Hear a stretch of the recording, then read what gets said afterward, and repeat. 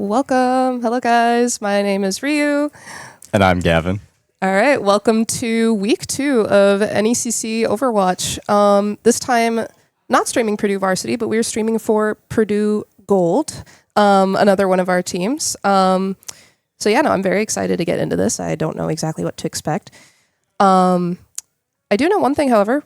This is another Purdue match versus St. Ambrose.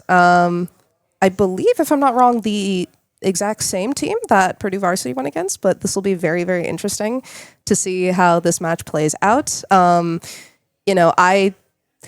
don't want to set up any expectations whatsoever. I'm not going to sit here and just say, Purdue Varsity might have performed X way, so now this is a different team, so now we should expect this. Because honestly, Purdue has so many teams of so many varying skill levels that sometimes we don't really have like a system of saying which team is better than the other officially. I mean, besides, I guess, saying that we have a varsity team, but that's because they're part of our varsity program here at Purdue. That's why I genuinely don't know what to expect going into this match. I don't know if you're feeling any specific way. Yeah, I'm not looking, I'm not expecting really much of anything either. Going into this pretty much completely blind, but I'm looking to see a great game between Purdue and St. Ambrose here tonight. And like you mentioned, this is the same team the varsity went up against last week. So we'll see how they fare against the Purdue Gold team. We'll see how it goes. Yeah, no, exactly. I'm excited to see kind of what maps they go into here, what bands they pick into. I'm not going to spoil for Purdue Gold and affect their strategy, even though they're not here in-house. I'm not going to jinx anything. Having a little bit of the familiarity that I do with our players here on Purdue Gold, I might go with a similar prediction here of them wanting to go with a very fast play style on whatever map they go for. I know the tank player on Purdue's team, Joka, he's very known for his Junker Queen play, just generally fast gameplay. I know we have an amazing Genji player on Purdue Gold's side who loves playing quickly. I feel like they're going to probably want to pick into that favor when it comes to map picks and bans. But honestly, I mean, anything's on the table, especially with the meta constantly changing. So anything's on the table, really. Exactly. With the fast pace that Purdue Gold is going to bring to this table, St. Ambrose is going to need to find some way to counteract that. They don't want to get completely tore up in their back line. So basically, St. Ambrose is going to have to, I'm curious to see whether they're going to play sort of like a brawl or a poke kind of style gameplay against this Purdue Gold team here today. Yeah, no, absolutely. Especially because they have had this practice now against Purdue Varsity, which in general, just like regardless of the comp they played very, very fast. Constantly wanting to pick fights, even after fights were over, constantly wanting to take fights in the enemy spawn. It was very crazy. I'm a little worried that St. Ambrose might be coming back with some tricks up their sleeve or having talked about some things as to how to deal with, clearly Purdue favoring being just back to back, quick. So that's a little concern, but we'll see how it goes. Again, I don't want to knock anyone down. St. Ambrose played incredibly well last week as well. So this could very, very easily be a very tough match. So. Absolutely, yeah. It will be interesting to see how St. Ambrose has adapted since last week. Be curious to see if they've seen like the VOD and kind of gone over some strategies and seen kind of how Purdue Varsity played and sort of adapt their strategy. Maybe Purdue Gold will do something very similar here tonight. But really anything is up in the air tonight, so we'll see what kind of outcome in next few matches. Yeah, no, exactly. We're just kind of getting set up here in the background, being invited into the lobby and such. Like you said, it's very common, obviously, for teams to go in afterwards and just kind of, either as a group or individually, just look at the VOD, look at the maps, be like, what exactly went wrong here? In this case, both teams had that kind of data to go off of. I'm very interested to see potentially even just going in the very first map, some like interesting reads, maybe even of what, each side might go for. Maybe predicting potentially sort of certain picks, certain bans, stuff like that. I have absolutely no idea. St. Ambrose is assuming similar patterns out of Purdue Gold that they did out of Purdue Varsity.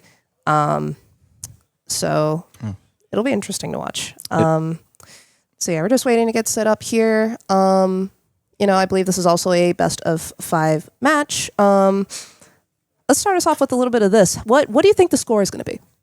If you had to predict the score. The overall score between all the games? Yeah. I'm hoping the for a total close score. game. I hope it's going to be 3-2. I hope it goes all You 5. hope it goes 3-2? Yeah. No, I'm looking forward to it as well. I'm not going to spoil what happened in the previous match because that was a completely different team, completely different scenario. So putting that aside for a second because I was there last time. Obviously, yeah, for some action, I would love to see a 3-2 game, as tense as that might be for both sides.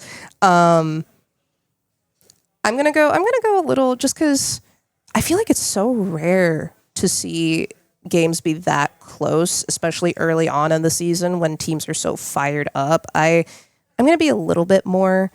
I'm gonna call it realistic and call it a 3-1. But on whose side, I genuinely don't know. I would love to be biased and say, Purdue Gold's going to take it, but I genuinely have no idea. Like, I don't want to knock anyone down a peg whatsoever because St. Ambrose last time did play incredibly well.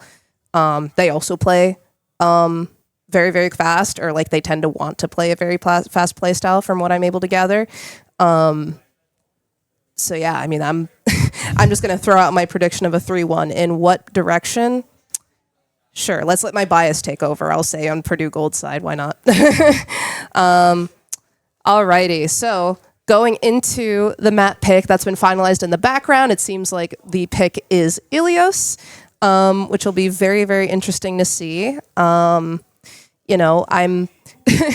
I'm very much looking forward to seeing the Genji play come out. That won't be much of needing to be predicted from Purdue's side. But as far as like what overall comps both sides go with, it could go either way, just given how each of the maps sometimes tend to go either more divey or more brawly. I feel like there's so much more variability there. Mm-hmm. And I'm curious to see some of the bans that we see, especially from Ilios well. And I wonder if St. Ambrose has done their homework and kind of seen the kind of characters that Purdue Gold players tend to play and see the Genji. They might get banned, and then They might ban the Genji. Oh, that's going to make Purdue Gold sort of have to adapt on the spot to. Yeah, no, which our adapt to the players situation. are adaptable. I'm going to make that point, okay? I might have just called out that we had an amazing Genji player, but that's not to say that that's all that they play. So, yeah, no, that might be very, very interesting. Again, not going to spoil, but let's just say St. Ambrose also had certain picks that they favored that maybe Purdue Gold might have done some homework on and might go in on banning. Who knows? So yeah, we'll get information on that in just a minute while that stuff is being ironed out in the background. Sometimes it takes a lot of time to actually think about what you want to ban going into this. Each team in this format having one ban each, very similar to what's being done in OWCS right now. So yeah, no, you can always choose to ban either, a very obvious pick, or you can go with one of the two more limited pools of either a tank or a support and really screw someone over. Like, let's say you choose to ban like a Lucio.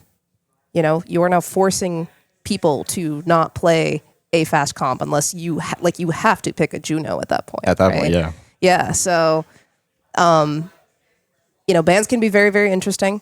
You can force people to do a certain play style that you want, or you can just be like, no, specifically that player scares me. Or we want to enable this one of our players more, so we're going to go for that specific target ban. Which, yeah, I do think that happened a little bit last time St. Ambrose played. But again, that completely different match, completely different team, completely refreshed mindset. Things could be very, very different in this one. So, especially with the Lucio on a map like Ilios with the well, and those environmental kills. It'll be interesting to see how those bans come out, and if they do target against those fast-paced comps, those sort of dive centered, focused comps that have the Lucio. Because if that's banned, they'll have to go with the Juno for the speed boost in order to get the rest of their team able to quickly engage the other team, especially on those points for the control map. Yeah, no, absolutely. And then, what are you? Let me throw you another question. Then, what tanks are you excited to see on Ilios? Because I feel like there's so much variability there with what people like to play. Well, the tank I'm most looking forward to see is a hog, especially for the hook. With the well and off the environmental kills alone, I mean, I want to see a hog come out. I'm not sure if we'll see it today, but there's always a chance. You never know. You never know. Maybe teams might be feeling a little bit silly. Yeah, no, that might be very, very fun to watch. But let's say, all right, hog is if we're feeling entertaining, right? What other potential options? I know that, again, our tank player on Purdue side, Joka, tends to like playing Junker Queen in general. I don't know if Junker Queen's the greatest pick on Ilios, but that's my own, I guess, personal take.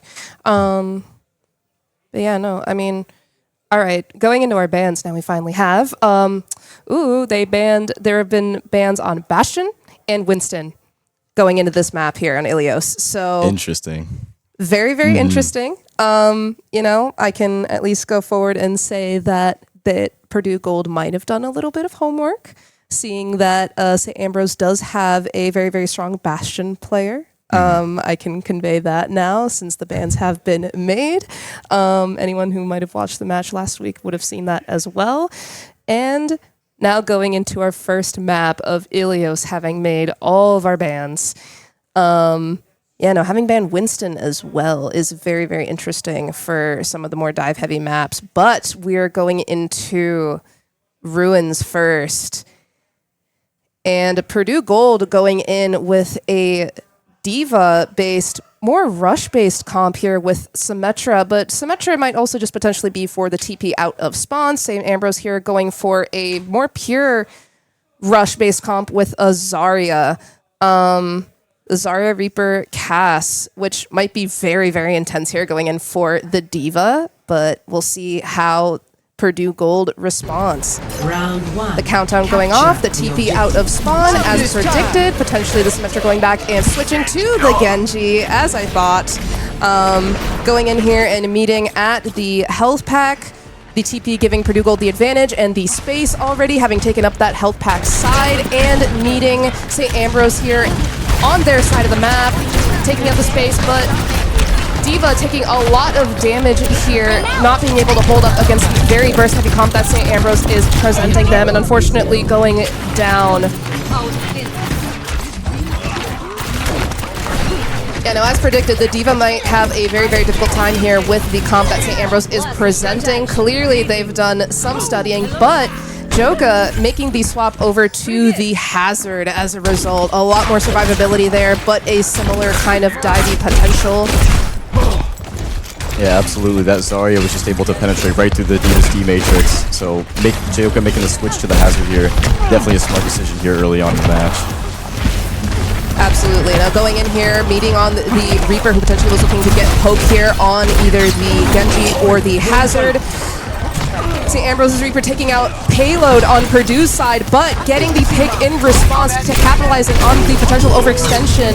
Cupcake on Genji, getting the cast as well, but unfortunately Joka not able to gain too much support and stay alive, because even after taking out their DPS, you still have a high charge Zarya waiting for you on St. Ambrose's side. So that's not great.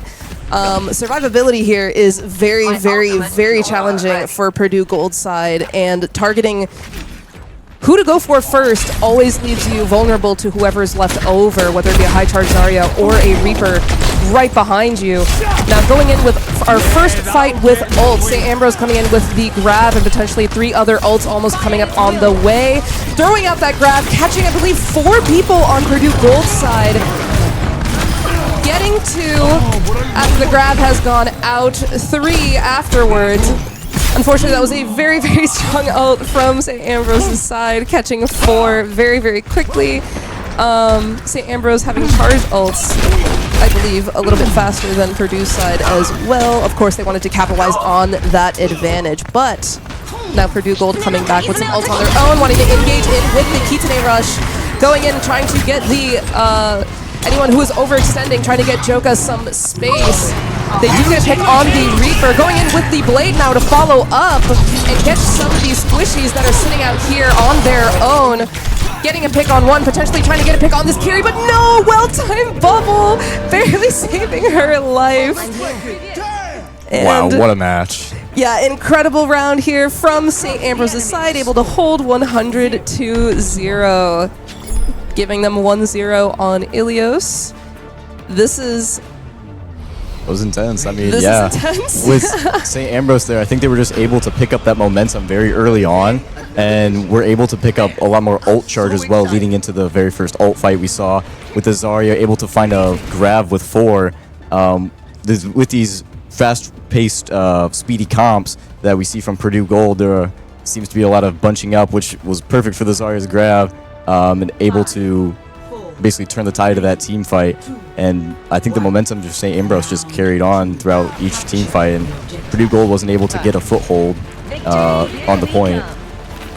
Absolutely, and now going into this second round, it seems like Purdue Gold is changing up their strategy to a more dive-based comp, setting up their backline on the high ground here as preferred, getting a lot of heavy poke there on the Lucio. But unfortunately, Payload on Purdue Gold's side going down first in the preemptive poking fight on the beginning of this point before the point is even unlocked. That is going to be unfortunate for being able to take space, but they're at least on Purdue Gold's side able to get their backline up there, but no, it seems like the Reaper on St. Ambrose's side is wanting to challenge that space, as a lot of people who've played this map know that once you get an Ana set up on that high ground, she can kind of exist up there for free. They do not want to let that happen. You know, Joka trying to help maintain that space and poke out the Reaper, but unfortunately going down as a result of the heavy burst. Not letting that high ground alone. They do not want to let Purdue Gold sit up there whatsoever. Then the Lucio went up there to try and take people down. And they're even pushing into Purdue Gold's spawn at this point, not wanting to let people reset very quickly and easily, wanting to prevent any proper team fights from coming through now that they have the advantage of space here. And now knowing that they're not going to be able to take up that high ground space, it seems like Purdue Gold's changing up their strategy. They've changed up their Ana Brig to the Kiri Lucio once again, and they're trying to push out this space being taken up here by St. Ambrose. Sadly, again, to no avail. Their pressure is just too strong at this point. But no, it looks like things might be turning around here as they took a fight in a little bit of a narrow corridor here. And Purdue was able to pick up some stragglers, getting picks of 3 here, but things are still looking a little bit dicey. Getting the pick on the Cass, who was ulting to try and finish people off in that alleyway. Things are still a little bit unsure here. I'm not sure how many people are back on Purdue's side, but most people being back on St. Ambrose's side and then engaging with the Kitsune Rush to get momentum, as well as the grab to try and get off some preliminary picks here.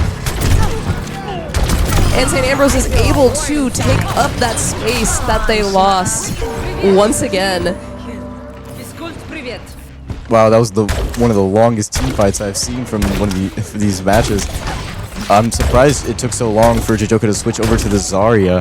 That Devo's just getting tore up from the inability of the D-Matrix to defend against, obviously, Zarya's beam. And same with Cupcake with her deflect. There's nothing you can do against that Zarya beam. Oh, getting a pick, unfortunately, on Payload there, who's trying to push in now that the point is counting down to the last 99%. Understandably so, wanting to get to the point as quickly as possible. Cupcake getting a pick in on Lucio, who's playing aggressively. And the Reaper trying to maintain space there on the point. They're able to collapse in. But unfortunately, before getting the blade off, Cupcake going down to the Zarya, the high-energy Zarya in a small choke point. Very, very difficult to take down. Purdue still able to turn the point in the middle of the scuffle by pushing some people out with the 2 picks they had earlier, wanting to maintain that momentum with the Kitsune Rush. The Zarya is still able to just sit there because of the high charge that she has. And she's not going down. She even gets picks onto coming in with the blade that they weren't able to get off earlier, the Genji, and going in with the beat to make sure that the Genji does not go down, going in and greeting for that Kusushi Lucio pick. Unfortunately, to no avail. They're just too dang quick. The Zarya with the high charge, 100 charge, they're able to just maintain her presence and make sure Purdue does not get another touch. That will be the first map to St. Ambrose, 1-0.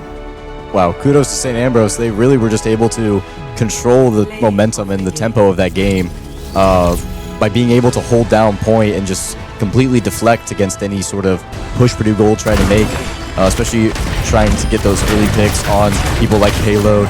Getting those early picks on the DPS really set the tone for each team fight, and I think St. Ambrose played that very well. Absolutely. Yeah, no, these maps, now that we have some downtime, my thought on the very first map, Ruins tends to be very, very momentum heavy. But this second map, I'm forgetting the name of it off the top of my head.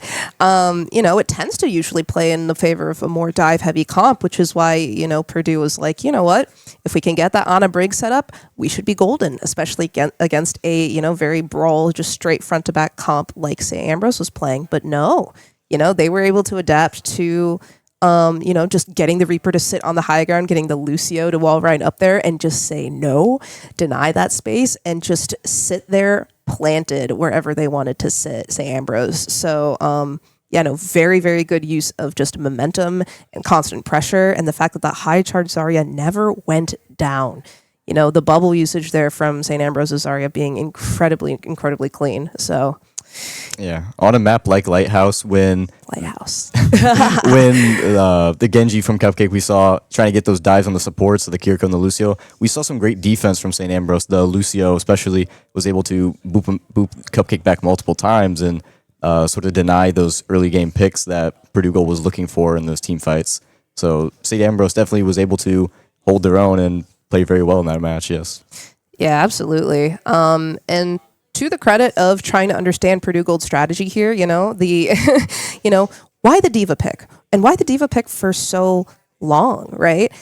I do think that that's probably because, maybe taking some shots in the dark here, that Purdue Gold does prefer just playing that really fast, just in and out. They don't like playing just a grouped up front to back. They like to have some people that like to go in very aggressively, very quickly, get poke, get quick picks, and then just go back to their team. They might not prefer to play very, very just slow walk into the back line, kind of like St. Ambrose just did extremely well.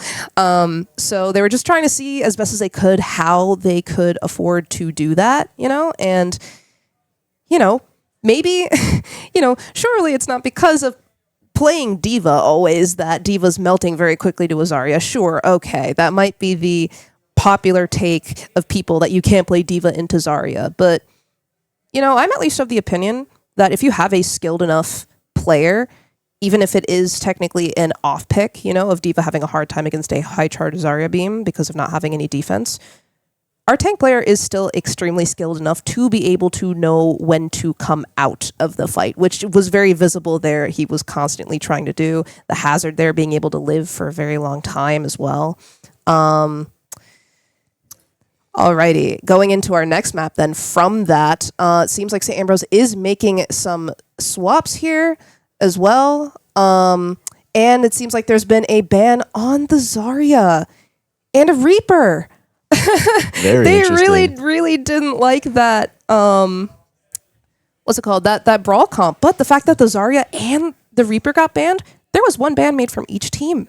Exactly. Yeah, Reaper was played on both sides. So Reaper was played on both sides, and if I'm not wrong, I believe it was St. Ambrose who banned the Reaper. If I remember correctly. So yeah, no, it seems like whatever this next map is going to be, which I believe is a Flashpoint map. They just said, no, we're not playing that slow front to back comp anymore. And at the very least, we're definitely not doing it with the Zarya. That's what Purdue's response is going to be here. So heading over to Suravasa, yes. We're definitely going to see Lucio's 100%. For sure. We're going to see very quick-paced comps just to get between the points, obviously. And with the Zarya and a Reaper ban. Yeah. It'll be interesting to see what new kind of comps they make to adapt to this, because like we said earlier, adaptability is going to be very key to both of these teams on the fly. And we do see the Junker Queen come out from Junker Queen, yes. I am personally a very big fan of the Junker Queen, and St. Ambrose then going in response with the Orisa. Very interesting here. Lark being the one who subbed in on St. Ambrose's side, one of the DPS. And me? Oh no, they're potentially going in for the Junker Queen mirror as well. This will be exciting.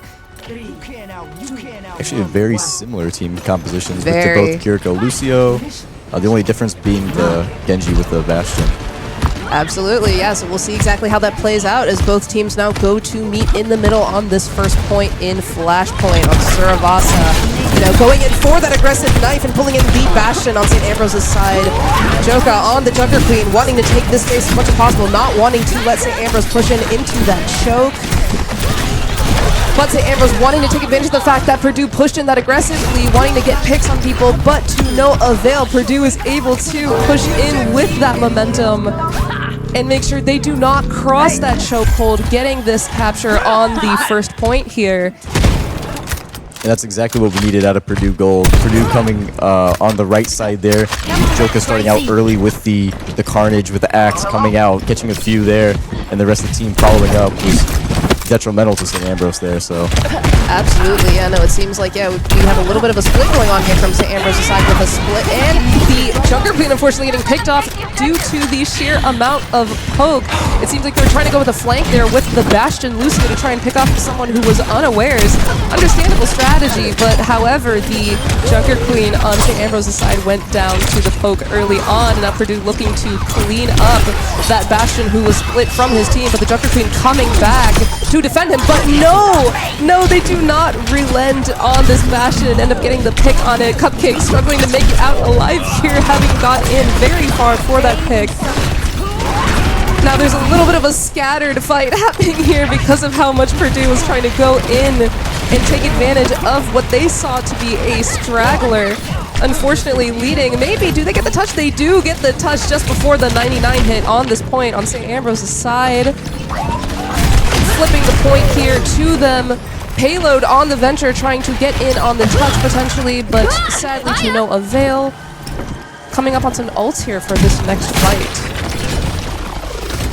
It'll be interesting to see what they lead with. Purdue Gold does have the Kitsune Rush. I wonder if they'll use that just to clear up the way for the rest of the team to follow and really take control of the space on point just to finish up the overtime from the 99. Yep, and as you called it, the Kitsune Rush coming out from this center choke point, but the response coming in with, oh boy, Purdue coming in here with 3 different ults, really wanting to make sure they get that point flip back, understandably so, because they only need that 1% tick to capture the point. St. Ambrose letting themselves wipe with not using any ults on that fight, understandably so. There's only so much you can do against 3 powerful ults like the Rampage, the Kitsune Rush, and the Venture ult. Getting that Lucio pick, who was trying to potentially contest for his team to come back on St. Ambrose's side, is going to prove a little bit rough, as well as the Bastion, who was there as well. Going into this new point, unlocking in about 20 seconds here with 2 picks already for Purdue Gold's side, but both teams still actively rotating onto the second point here. It seems like the Ventures have found each other here in this little corridor, taking a 1v1 and payload for Purdue Gold's side, taking it. Getting the stagger on Lark there is definitely going to be good for Purdue Gold. They were able to get the first point, but there's still plenty of game left for St. Ambrose. With the Blade and another response from St. Ambrose with the Rampage to counter the Blade. Picks being made on both sides. It seems like Joka getting 2 picks there, using the momentum from the Blade. And that's 3 for Joka, I believe. Able to capitalize on the momentum. I wasn't able to see there how many were actually hit from the Rampage from St. Ambrose's side. But it seems like they also partially might have used it to be able to enable the swap to Orisa. You know, they've seen how fast Purdue Gold likes to play with this Junker Queen comp, and they have chosen to take the survivability option. Going in here on the other side to try and set up with the Bastion Orisa, but response with the Venture ult from Purdue's side. Using the beat here to try and survive.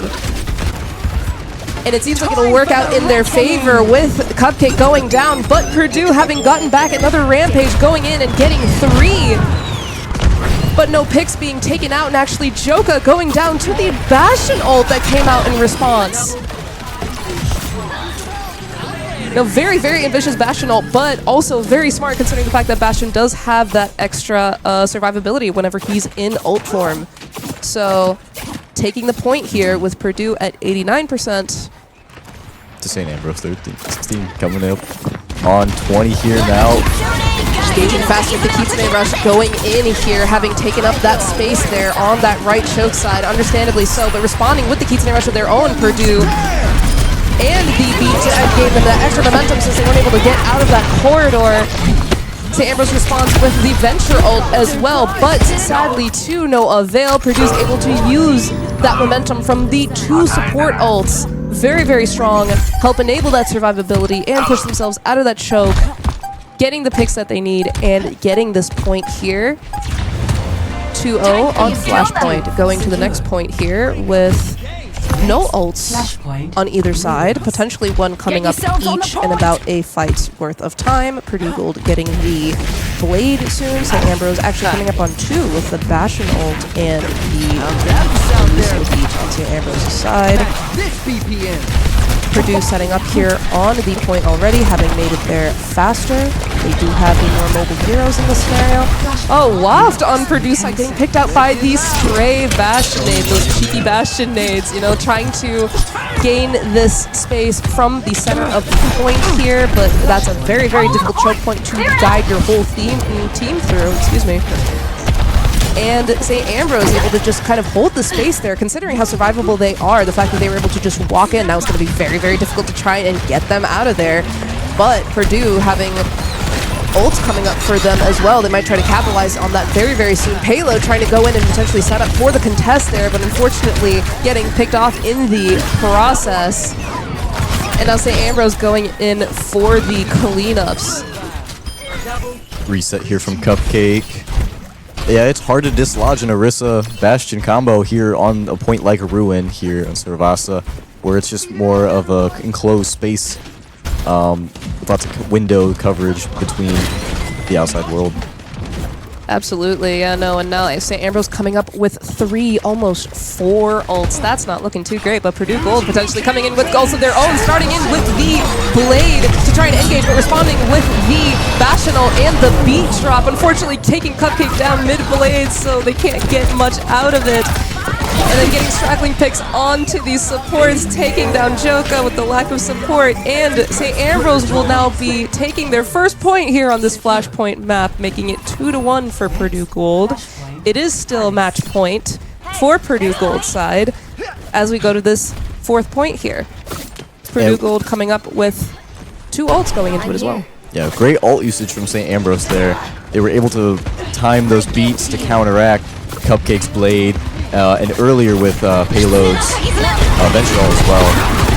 And going in here with the Kitsune Rush is a very common engage of being going in here, hunting down that Kiriko, wanting to hunt her down by any means possible, going in with a Rampage. Joka will try and hunt her down, but she goes in on the high ground, and Joka gets picked off in the process due to that high mobility of the Kiri. She's not being taken down today. Nevis trying to finish the job, but unfortunately will not be able to, and going down before being able to charge that beat as well. However, that fight was already looking a little bit over for Purdue Gold. St. Ambrose able to take control of that point. I'm setting up here for the very next fight here. St. Ambrose almost charging up a Venture ult, a Bastion ult, and potentially a Orisa ult as well. Purdue Gold going in with the beat in their back pocket, potentially maybe being used here for momentum, who knows. Unfortunately, Payload going down early, but Nevis in response taking out the enemy Venture and then using the beat for momentum to try and push out the rest of St. Ambrose. But St. Ambrose doesn't want to go down without a fight. They use the Bastion ult to try and survive, as well as the Orisa ult to try and potentially pick off any stragglers, and they do get picks on Purdue. Unfortunately, both supports and the Junker Queen going down, and it seems like Purdue might be changing up their strategy, swapping the Diva and the Sojourn in. Wanting a quick contest here on this point, not wanting to get it to a 2-2. Joka taking down this Venture that seemed like they were being a little too antsy here, wanting to mark this Bastion now, potentially knowing he's going to prove a threat to the Diva. The Lucio going down, unfortunately, on Purdue's side. And Joka going down without being able to take down that Bastion. Unfortunately, that is going to shred the Diva mech. And St. Ambrose takes this Flashpoint to 2-2. 5th map, 5th point on Flashpoint. That was, again, great ult usage there we saw from both teams, but especially from the Bastion and the Lucio on St. Ambrose, counteracting everything that Purdue Gold was throwing there at that last point. It'll be interesting to see how they respond to this last point. Engaging with the blade, but in response, St. Ambrose throwing in the ult, the Venture ult of their own, but Cupcake does not care, goes in, gets a pick. Unfortunately, though, the Venture still being able to get 2 picks off of that ult, and they use the Kitsune Rush to try and get their momentum, but Purdue Gold responds with the Kitsune Rush of their own. D-Mecking Joka here, and able to get the pick eventually on him, with the Orisa still staying alive. So they're able to capture the point. Yeah, staggering Joka there as Baby Diva. Definitely a smart play from them. Basically just buying time, getting as much percentage as they can before Purdue Gold is going to try to recontest again. Joka trying to potentially get the Venture out of there, who is trying to get some early poke and see if they can capitalize on an early pick. Joka establishing himself on the point, getting the Kiriko, who's a little bit separated out. Unfortunately, the Kiriko on Purdue side also going down to the Orisa ult from St. Ambrose. The overclock coming in from Purdue's side to try and potentially get more picks off on the squishies. They do get a pick on the Orisa with it, but not without a trade from their own side. Purdue able to capitalize and take the point for themselves due to that early pick. Props to Joka there for finding the Kiriko early. I know Purdue lost their Kiriko as well, but they were able to then kind of gang up on Cranky Guy here, the Orisa on St. Ambrose, even when the Orisa ult did come out. Absolutely. Now the Orisa now trying to establish herself onto the point once again. The Venture finding the Sojourn in our backline on Purdue's side. Wanting to go in on the Bastion now that he's used his self-defense shift form. Some trades being made either way as both teams are trying to still hold themselves onto the point. I believe 2 down on each side. Using the bomb on Diva to remech. Joka trying to do his best to stay alive. But unfortunately getting D-meched once again due to the fact that St. Ambrose has point presence established with 4 people there. Going in with the Blade. Purdue Gold now responding since it's 99 for St. Ambrose on this point. Getting 1 pick, but unfortunately in response, Purdue losing 3, so I don't think they'll be able to do much about it. And the reverse sweep! The reverse sweep from St. Ambrose! Oh my goodness. Yeah, they were able to respond to that very quickly, very efficiently. They saw the Junker Queen come out from Purdue Gold, be so dominant, but then they chose to respond on their own with that Orisa Bastion, you know? Maybe that early Bastion fan not happening again played into their favor, who knows? But yeah, no, that was absolutely beautiful gameplay from both sides, honestly. I was not expecting that at all. The reverse sweep to happen, especially given the momentum that Purdue Gold had early on. But understandably so, the fact that they swapped to that Orisa comp with the Bastion and were able to get firm foothold on those points very early, it just became another Elio situation. You know, they're able to just sit there and be like, this is my space. I'm not going to move. So yeah, no, kudos to St. Ambrose there for taking now a total 2-0 in the series. Yeah, it was an incredible match we saw. It looked like Purdue Gold had a lot of momentum going in there. They were able to get the first 2 points there. But when it came to Ruins, we saw from St. Ambrose a very smart response and switching to that Orisa Bastion, like you said, being able to just cement themselves on point and kind of lock out the fast pace that Joka on the Junker King was looking to create. So definitely very good from St. Ambrose, able to adapt on the fly like that. We said that was going to be something very important there. And we also saw very great ult usage. You know, I mentioned it during the match. Holding on to beat, basically to counteract every time that Cupcake bladed. So we saw very good ult usage from the Ventures as well, creating picks. And with the Diva dive from Joka there at the end, able to get a Kiriko, it looked like they were going to get that last point. And they got like 55%, but St. Ambrose was just able to capitalize on their responsive comp and were able to hold that last point very well. Absolutely, yeah. It's very interesting how these comps interact with each other, and it really just ends up being a test of skill a little bit at that point, you know, regardless of what people might say about how each hero plays into each other. The comp that Purdue Gold was going for, whether it was on the Diva or the Junker Queen, was going more so for capitalizing on that fast early pick. You know, you have that Junker Queen who throws in that knife, pulls in somebody, gets a kill, right? Goes and runs into the backline, gets a kill. The D.Va who goes and gets a kill on that Kiriko, like you mentioned. Versus if you survive that, if you're St. Ambrose, then you're set, because Purdue Gold is now inside your team, and now all you need to do is just pick them off because they've used resources trying to get inside of your team. And it seems like St. Ambrose was able to pull that off, you know, understandably so, playing things like Orisa and Bastion. You know, just having very, very good sustain there. And unless they ended up getting split when, you know, for instance, like Joka was able to go in and get a pick. Cupcake went in with the blade on good timing and got a pick early. You know, unless something like that happened, St. Ambrose just, I guess, cemented themselves extremely well. Were able to live through those, you know, dives, for lack of a better term. And I think that's kind of what won them the map, honestly. They didn't let the early 2-0 on points take them down. Absolutely. They definitely had some mental fortitude here, and I think we have the next set of maps and bans coming in. Yep, it seems like Lark is being subbed out once again on St. Ambrose's side, and our next map will be Gibraltar, with bans being Reaper and Kiriko. Interesting. On Gibraltar, the Reaper ban is very interesting. They didn't want it last match either. Nah, they didn't want it last match either, but this match in particular being on Gibraltar, I don't know how often you see a Reaper on Gibraltar. Especially first point. I mean, absolutely. But the fact that they really, really didn't want that Reaper pick back is very interesting. The Kiriko, though, understandable, because we're probably going to see some Ana gameplay, obviously. And, you know, whether we see the Ana Brig, I'm still waiting to potentially see an Ana Wuyang gameplay at some point, surely, right? Hopefully, yeah. Seeing the Wuyang come out would definitely be something to see, to notice and kind of take notes of, see how it reacts and how the other team responds. It might be a little rough on a map like Gibraltar, but surely it'll come out at some point, right? Absolutely. You know, especially if the series continues forward, which I'm hoping it does, because it is a current 2-0 for St. Ambrose, a match point on their side. You know, we're still rooting for Purdue Gold here. Maybe they make this a reverse sweep like you were expecting. Who knows? So, yeah, going into Gibraltar here, you know, I'm expecting once again the D.Va from Purdue Gold side potentially. With the Ana Brig, maybe a repetition of what they were trying to do there on that Ilios Lighthouse point.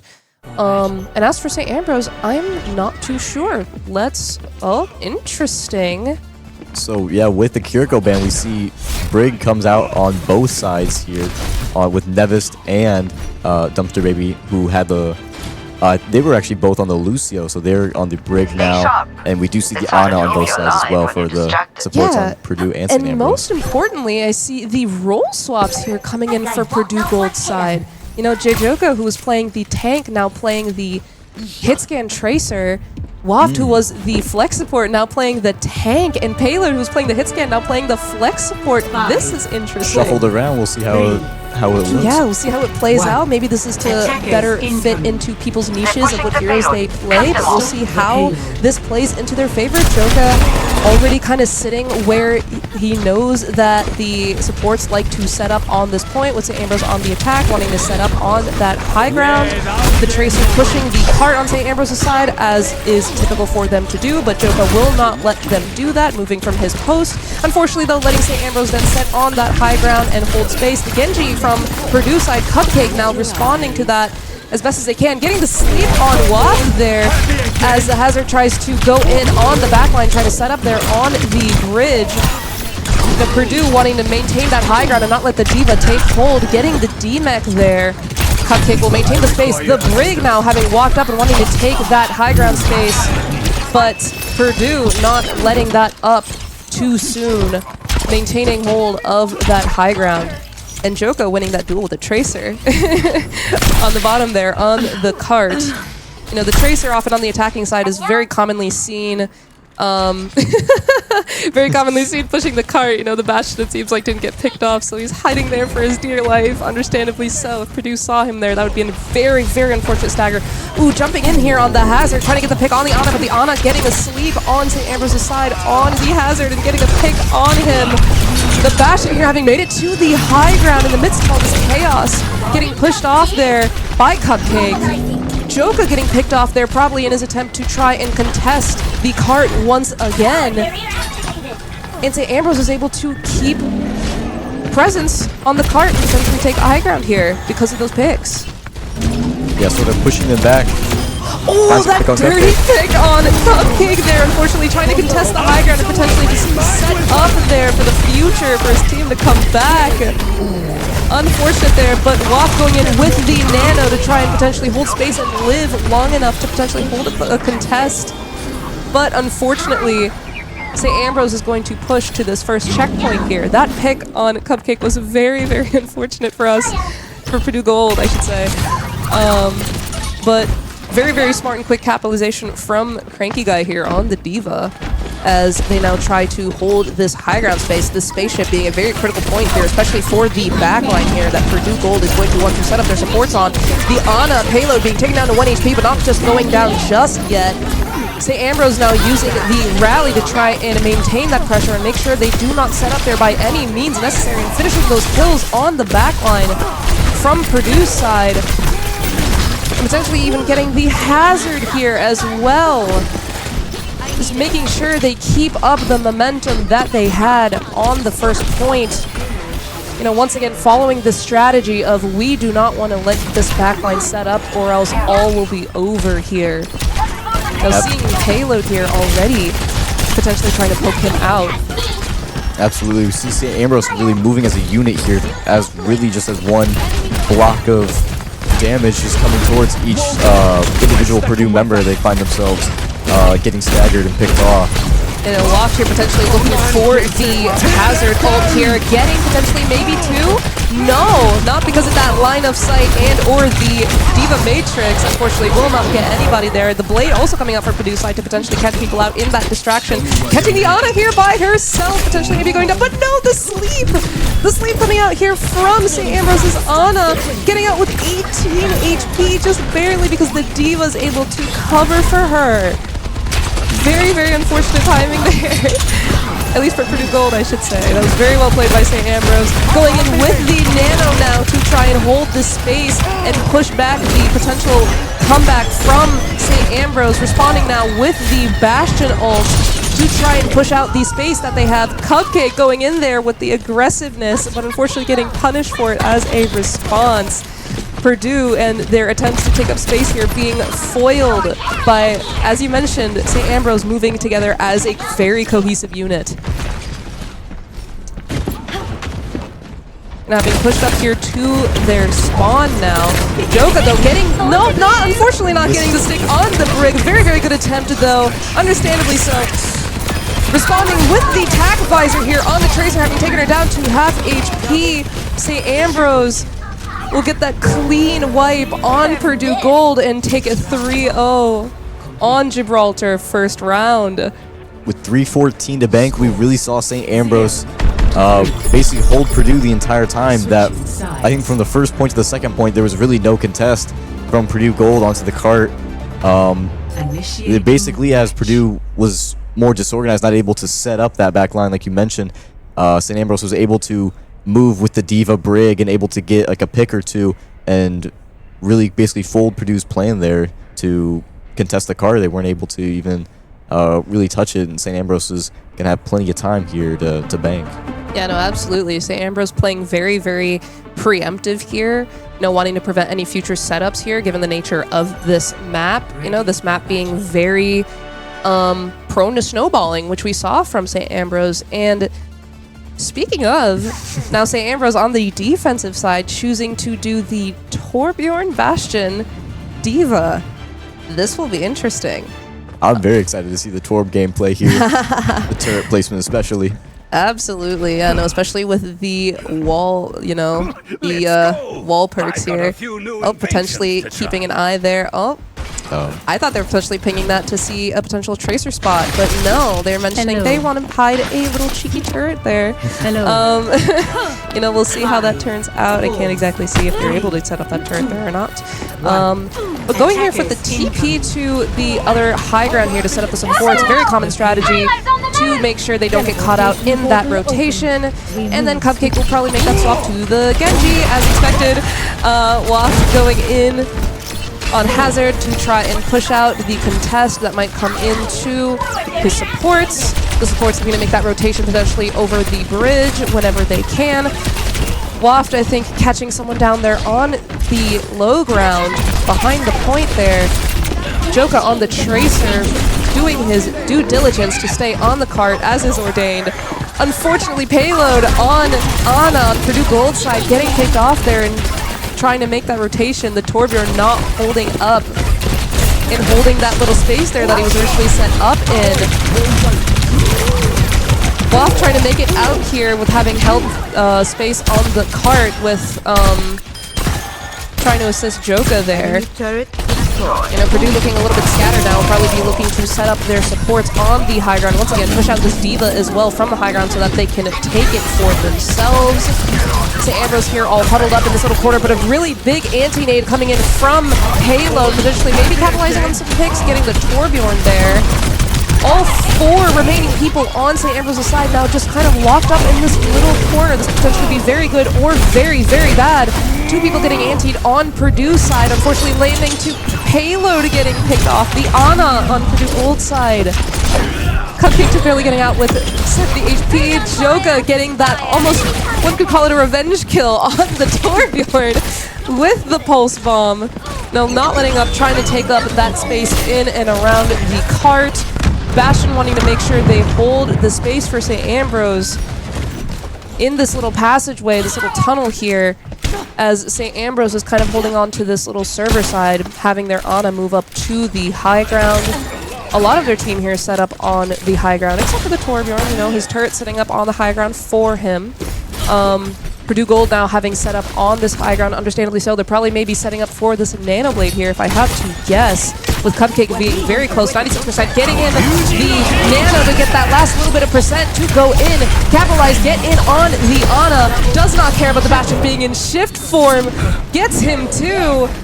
That'll be 2 to 3 kills there because of Cupcake's Blade. Very clean there, Nano Blade. Yeah. I think a lot of that fight was just based on the high ground. Being able to control the high ground was doing numbers for Purdue Gold, being able to control the sight lines for the payload and also staying out of the range of the sight lines for the turrets from Vavman here. Yeah, absolutely. Yeah, no, and Purdue already taking control of that spaceship here very early on, and even using the Hazard ult to try and keep control of it, getting the Bastion there in the corner, and unfortunately, unlike last time, Cupcake not getting that pick off. You know, the Bastion able to defend himself by getting 2 picks for St. Ambrose's side, but Purdue still able to get 2 picks in response. Things are looking a little bit even here, but St. Ambrose has won the high ground control fight.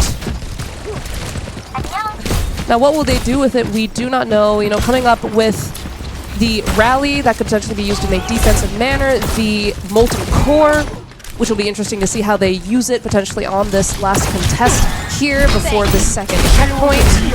Getting that pick on the Bastion early on. Purdue now having a chance here to take this high ground space, catching out the Torbjorn here, sitting in a corner, getting him down to 1 HP, and Payload finishing up that kill with a quick shot on the Ana. Now using the rally to maintain that momentum and catch out this Ana with her Brig having gone down to the Pulse Bomb, getting that pick on her, and getting a mild stagger on the Baby D.Va that they took down as well. Purdue will capture this second checkpoint. Waft really playing the Hazard very well against Frankie Guy, being able to keep up with the sort of fast-pacedness of it, with the D.Va being able to fly into their back line, and Hazard being able to climb up and get that high ground as well. Absolutely, and seeing Waft try to get that high ground there, but unfortunately being pushed out by the D.Va. You know, he knows when not to overextend here. I'm predicting another Nano Blade coming in from Purdue Gold side, potentially looking to get some stragglers, but it might be a little tough here. Never mind, there are 3 people sitting on this high ground bridge from St. Ambrose, and even getting the Ana pick. Cupcake with another triple kill on this point, and then potentially also getting, finishing that D.Va who was trying to get the backline in response, but to no avail. Cupcake very efficiently having cleared out that high ground for his team. Now it's looking at last fight territory here with St. Ambrose coming up with 2 ults. Purdue Gold going in with an ult of their own. 2, 3 picks from the Bastion on St. 4 picks from the Bastion on St. Ambrose without a need for using his ult whatsoever. All that was used was the nano. That was a great response from St. Ambrose there. Now Purdue still has 2 minutes on the clock, so they still have time to get this last final push to get to the 3rd point. So it'll be interesting to see how the ults come out in the very last team fights coming up.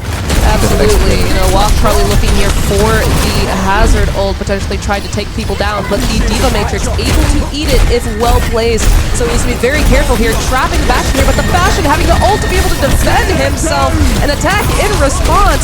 Getting the Diva here with the Hazard ult, but unfortunately not able to get a pick on her just yet. Cupcake capitalizing on the space being made by Waft, but unfortunately the pressure from the Bastion Diva was too much. Kayla tried to do his best to assist his team from the backline, but the burst is just too much. This is probably looking to be about 1, maybe 2 more fights if they're lucky here from Purdue Gold side, but they're coming up with potentially another Nano Blade. That could be something. The last 2 Nano Blades have been incredibly crazy for Purdue Gold, so will this be another one? Let's find out. They do have that rally on St. Ambrose's side to be able to stun Cupcake out of it. So we'll need to see how Cupcake capitalizes on it. Going for the Bastion immediately, not having hit the Blade yet, and unfortunately getting canceled out of the Blade with the rally response. Cupcake not being able to charge the Blade just fast enough, but the team able to capitalize on the chaos nonetheless. It's okay. Everyone was too busy going in on that Genji, having created so much fear. They were trying to make sure the Genji died as quickly as possible that they did not look at everyone else. And Purdue will take that. 3 checkpoints, 3-3 here on Gibraltar. Wow. Incredible last fight. The fear that Cupcake created from the Nano Blade targeting the Bastion immediately was something to behold. St. Ambrose really dove right immediate response to Cupcake and really shut it down with the Brig rally, the shield bash to get the limb on Cupcake. But like you said, completely forgetting about the rest of the other team. It was very interesting to see how St. Ambrose was able to not let Cupcake find another 3 like he did the last 2 Nano Blades. So yeah, one kind of disadvantage, I guess, of St. Ambrose being able to be so clumped up and working as a unit is that Cupcake is able to find those very easy blades, but this time they were able to kind of lock themselves down, especially with that rally that came out, and not allow the sort of easy picks from the Nano Blade. Yeah, and to be fair, I understand the hubris on Cupcake's side just a little bit, considering one of those crazy blades that happened on that first checkpoint on the attack side, you know, 3 of them, including a shifting Bastion, was clumped up in a corner, and Cupcake did not die. So I understand the hubris there a little bit, but unfortunately it didn't play out. We'll see how it goes this time around. You know, Cupcake playing the Sim just now just to get the TP off and then swapping to the Genji, of course. You know, St. Ambrose now coming out with the Soldier, as I forgot to mention, actually, instead of the Torbjorn. So providing a lot more mobility there instead of just the Torbjorn who's actually cooped up. They might have heard your advice there of not wanting to be cooped up as much for the Blades and potentially trying to shut down that Genji a little bit more. Taking this high ground space a little bit, Joka already having established himself onto the high ground with Cupcake on Genji. Throwing in the nade there, though, to try and punish Cupcake.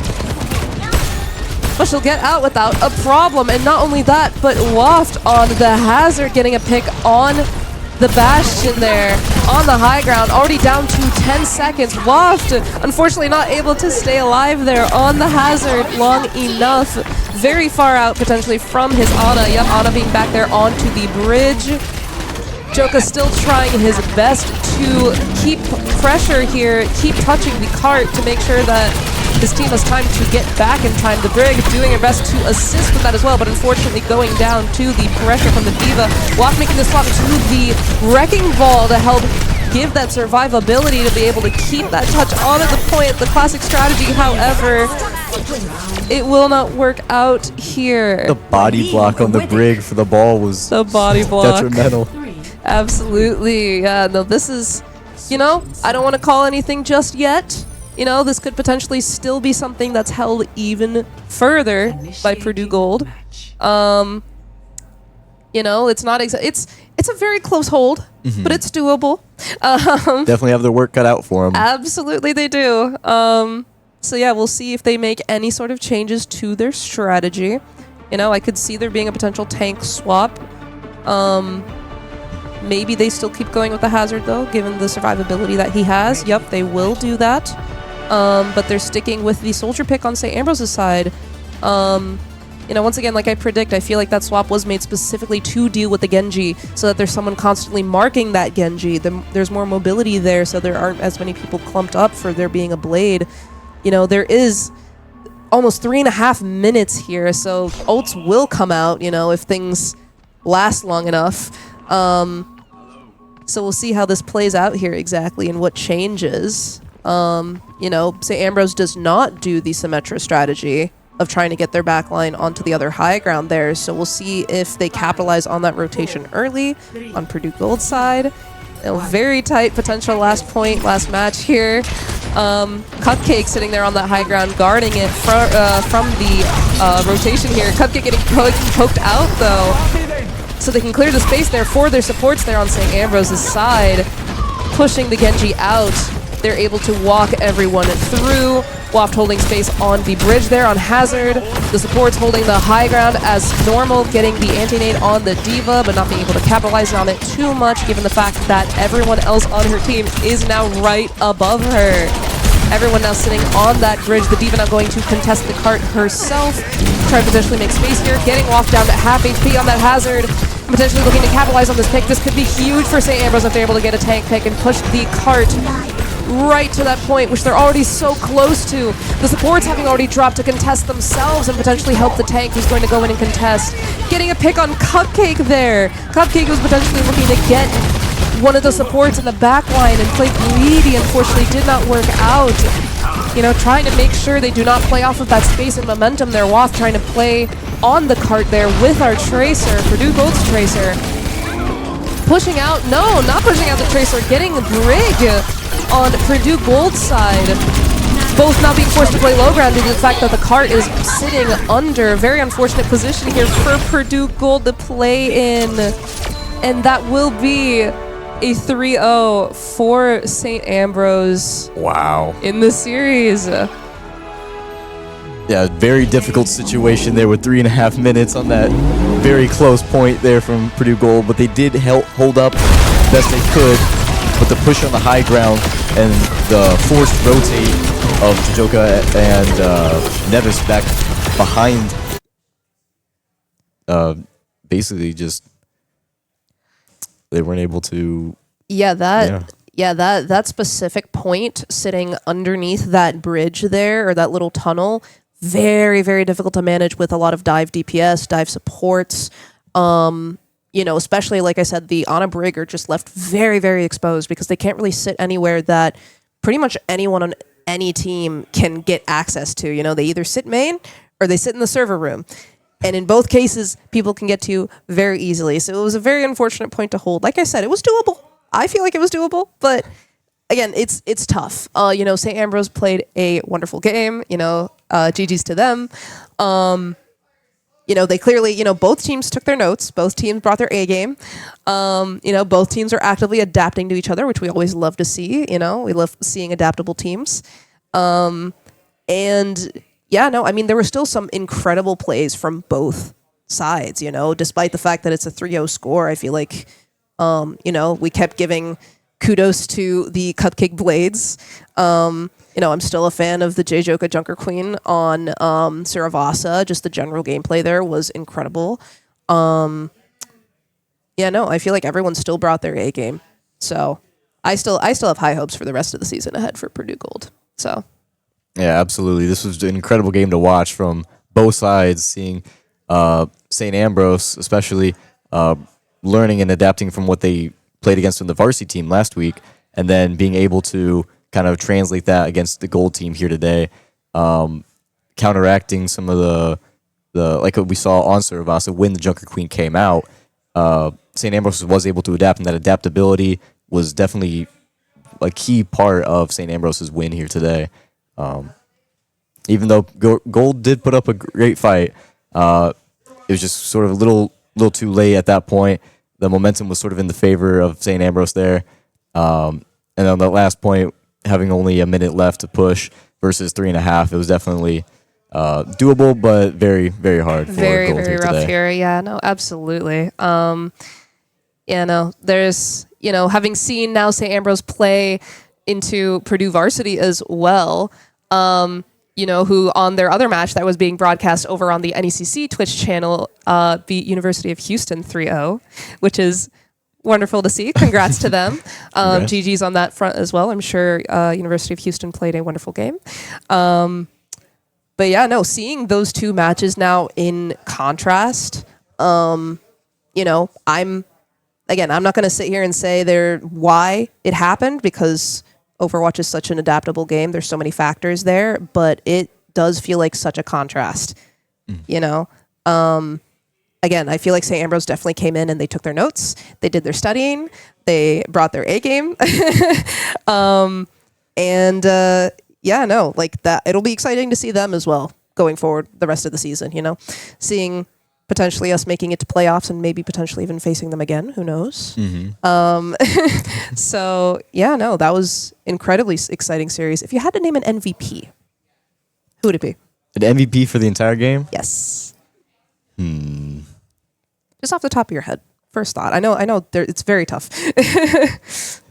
If I had to choose one, I would probably say the tank for St. Ambrose. The tank for St. Ambrose. Oh my gosh. The Diva being able to find those picks and then swapping very smartly to the Orisa against the Junker Queen. Just very adaptable, willing to change, especially in those moments. So I would say, I forgot the name off the top of my head, but I believe Cranky Guy was Cranky Guy, yes. in-game. Yeah. Cranky Guy was one of my favorites to watch here tonight. So it was incredible gameplay from both sides. But Cranky Guy definitely, I think, was able to set the tone for St. Ambrose, kind of be that leader as they moved as a unit, kind of setting that pace as a tank should. So very, very good tank gameplay from Cranky Guy. Yeah, absolutely. And honestly, I kind of agree with you as well. Especially now having seen this team play 2 games in a row, I feel like they had a very strong showing, and they definitely have a very strong leader in their tank player. So, to kind of wrap things up here, thank you guys so much for watching. I'm sure next week we'll most likely be back to streaming Purdue varsity games. We'll see how that goes.